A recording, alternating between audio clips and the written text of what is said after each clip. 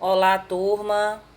Vamos falar hoje sobre a independência do Brasil. Vamos saber aqui um pouquinho como aconteceu.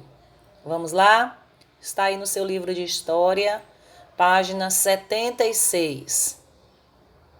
Muitos portugueses não queriam reconhecer o Brasil como reino, mesmo ele tendo sido elevado a essa posição durante a estada da família real, como nós vimos na aula passada, tá certo? Os políticos portugueses pretendiam fazer com que o Brasil voltasse a ser uma mera colônia de exploração de Portugal.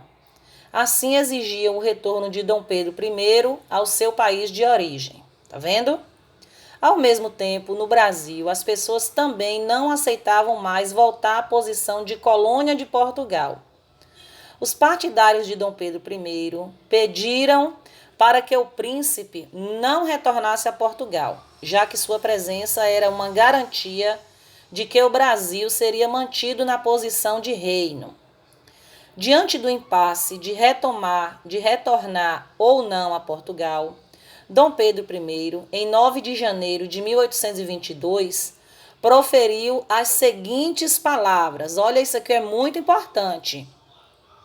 Como é para o bem de todos e a felicidade geral da nação, estou pronto. Diga ao povo que fico. Esse dia ficou conhecido como dia do fico. Ficou conhecido como dia do fico. Nessa época, havia entre os brasileiros uma campanha política para que o Brasil ficasse independente de Portugal. Até mesmo Dom Pedro I, cada vez mais, irritava-se com as ordens vindas de lá. Dom Pedro I convocou uma Assembleia Constituinte exclusivamente brasileira. Essa Assembleia tinha a missão de estabelecer leis que estivessem de acordo com os interesses do Brasil. Vamos ver só o que aconteceu. Os políticos portugueses não aceitaram quando a notícia da Assembleia Constituinte Brasileira chegou a Portugal, fato que acelerou o rompimento entre Brasil e Portugal. No dia 7 de setembro de 1822, no Riacho Ipiranga, Dom Pedro I recebeu a notícia de que muitas de suas decisões haviam sido revogadas por Portugal. Muito contrariado, Dom Pedro deu grito do Ipiranga, erguendo sua espada e dizendo que independência ou morte. Aproveitou para se declarar defensor perpétuo do Brasil e cobrar para si o título de imperador constitucional.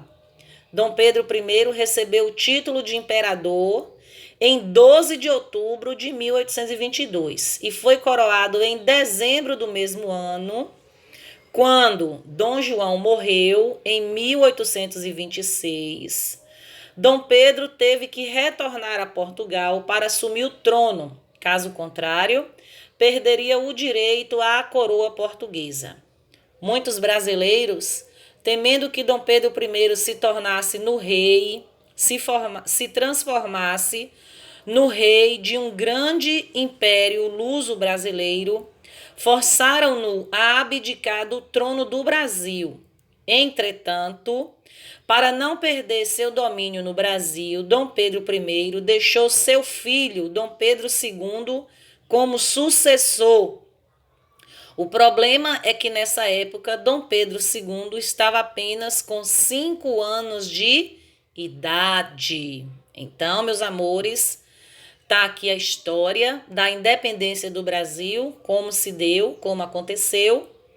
E na próxima aula vamos ficar sabendo um pouco mais sobre essa história.